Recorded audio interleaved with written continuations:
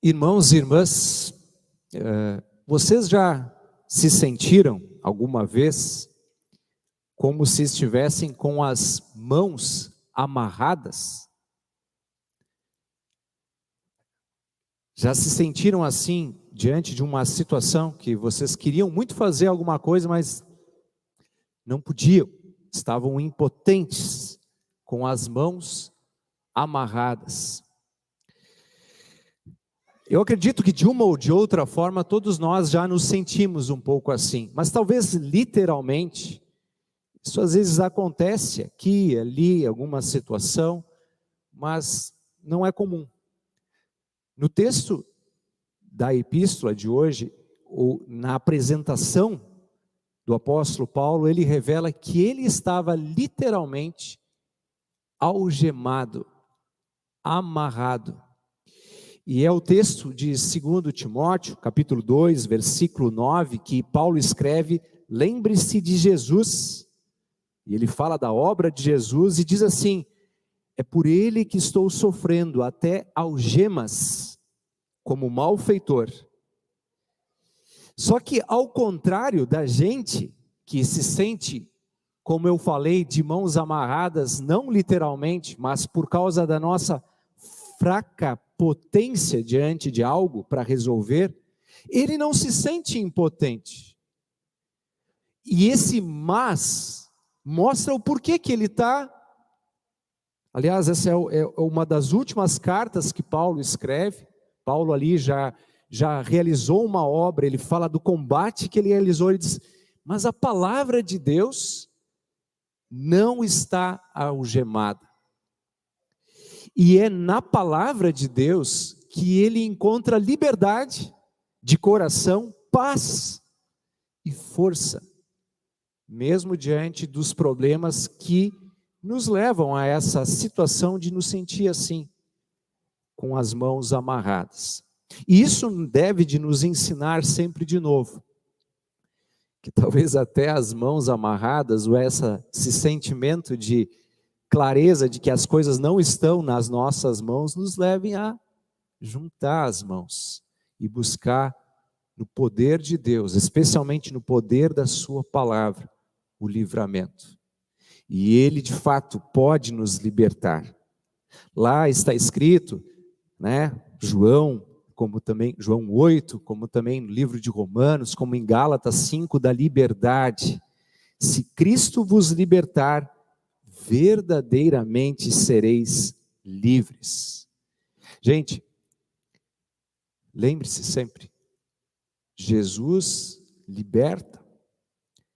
Apresentem para Ele as suas situações, coloquem diante dEle também as situações do próximo em oração, pedindo, intercedendo.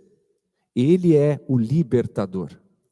E o texto do Evangelho apresenta pessoas que talvez não estavam com as mãos assim amarradas, mas estavam com boa parte do corpo talvez enfaixada. Eram os leprosos. Acho que vocês acompanharam a leitura bíblica. E também esta situação tirava, roubava boa parte também da liberdade.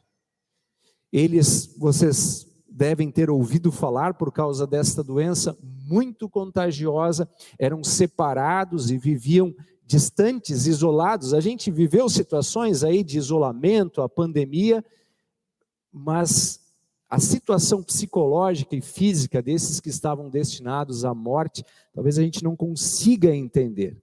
Se fala da saúde emocional nesses tempos pós-pandemia, mas o que estas pessoas viviam, de fato, era algo incrível. Se não amarradas as mãos, mas deslocados, sua liberdade estava tirada. E eles têm esta oportunidade, quando Jesus passa por ali, de dizer: Jesus tem compaixão de nós. E lembrem-se, Ele tem compaixão de mim, tem compaixão de cada um de nós. E Ele então liberta, ajuda, cura, salva. E este texto traz uma circunstância de uma pergunta retórica que fica soando na cabeça, porque é uma pergunta de Jesus. Lembram? Ele curou os 10 leprosos e o texto diz que um deles voltou para agradecer. E a pergunta que Jesus faz é: onde estão os outros 9? Por que apenas um voltou para agradecer? E aqui eu gostaria de linkar, pensar junto com vocês sobre algo intenso assim. Paulo disse que ele estava algemado, mas que a palavra não estava algemada. A palavra de Deus corria livre curso, é poderosa e age. É possível algemar a palavra de Deus? É possível prender a palavra de Deus? Existe um jeito em que isso pode acontecer? Na história, muitos são os fatos em que se proibiu a Bíblia, se queimou Bíblias, se prendeu apóstolos, porque o apóstolo Paulo estava preso porque anunciava a palavra de Deus. Há perseguições, há forças, mas todos esses caminhos vindos de fora nunca prevaleceram. Mas tem um negócio, que eu diria assim que, entre aspas, algema a palavra, silencia a palavra, enterra o talento, coloca a lamparina embaixo da mesa. E aí não é de fora para dentro, é de dentro para fora. Quando alguém é ingrato, quando alguém não reconhece, quando alguém não brilha a luz que Deus lhe deu. E essa pergunta, onde estão os outros 9? Se ela é retórica, ela deve servir para mim. E eu devo me perguntar, onde é que eu estou? Onde eu estou? Eu estou distante? Eu estou ingrato? Eu estou indiferente? Ali a palavra silencia. Não porque Deus silencia, ou que o verbo de Deus silencia, mas ela silencia em mim. É de outra maneira quando Jesus conta a parábola daquele que recebeu o talento e enterrou, escondeu. Ou como ele há pouco eu disse, né? Eles olham, uma lamparina não serve para botar embaixo da mesa. Sabe que ontem estava acontecendo, na sexta de noite e sábado à tarde, aconteceu o Seminário de Ciências Bíblicas da Sociedade Bíblica do Brasil. E é bonito de ver assim os diferentes trabalhos que organizações missionárias e ações fazem para levar a palavra. Mas ela precisa começar a repercutir em mim. E o salmista diz assim: te louvarei ao Senhor, o Salmo 111, o primeiro versículo diz assim: te louvarei diante da assembleia. O que é ali a assembleia? É a reunião do povo, onde 2 ou 3 estão reunidos em seu nome. Esse movimento, por exemplo, que vocês fizeram hoje vou à igreja, é um testemunho, é um brilho de luz. A palavra que vocês recebem repercute. Mas quantas vezes a gente está como os outros 9? Onde estão os outros 9? Onde é que eles foram? Eu diria assim, mas dá para entender, né? Estava com saudade dos filhos, da família, queriam resolver, queriam logo. Sim, entende-se. Mas a pergunta permanece. Por que só um voltou para glorificar aquele que o libertou? Se a pergunta é onde estão os outros 9, eu volto a perguntar, onde é que eu estou? Eu estou vivendo uma vida de gratidão? Eu tenho repetido uma frase que diz assim: Deus existe. Deus existe. Você sabe que Ele existe. As obras da criação, a observação nos leva, a razão nos leva. Existe um Criador. Se existem leis da ciência, leis da física, é porque tem um legislador que criou essas leis. E eu tenho repetido, se Deus existe, não é conveniente viver como se Ele não existisse. Por isso, diante do seu toque, da sua ação, a vida de gratidão, ela é imensa.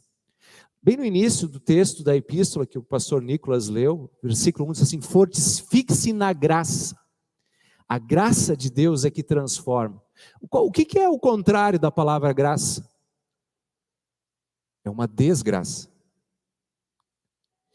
E outra palavra que está embutida aqui, na graça, na desgraça, é a ingratidão.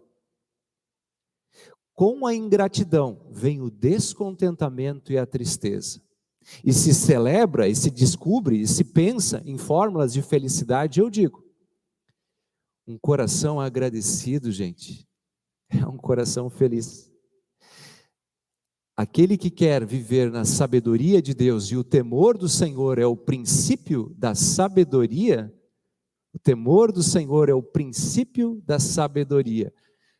Na sabedoria de Deus, nós nos aproximamos dele, nós percebemos a graça, nós percebemos o evangelho, nós sentimos, nós verificamos tudo o que Deus nos dá. E o que vem então? Contentamento. E o que vem então? Gratidão. E junto com isso, alegria. Quero concluir dizendo assim, Jesus também teve as mãos amarradas. E Jesus também teve as mãos, também não, teve também as mãos presas por cravos na cruz. Agora, o que prendia ele, é uma frase bonita essa, não era os cravos, os pregos ou as cordas, era o seu amor por nós. E nesta obra, consumada na cruz, ele nos liberta. Porque existem cordas como o pecado e a própria morte, que amarram firme a gente. Mas Jesus venceu a morte, Jesus venceu o pecado. E esta liberdade plena, ele dá para a gente. Ao ponto da gente poder dizer como Paulo, estou algemado, mas tudo posso naquele que me fortalece. Se Cristo vos libertou, permaneçam livres. E ele nos liberta verdadeiramente. Que a gente celebre essa liberdade, que a gente viva agradecido por essa liberdade, e responsáveis, testemunhando uma palavra que não deve ficar presa e escondida em nossos corações. Que ele assim nos habilite na alegria de uma vida de gratidão. Amém.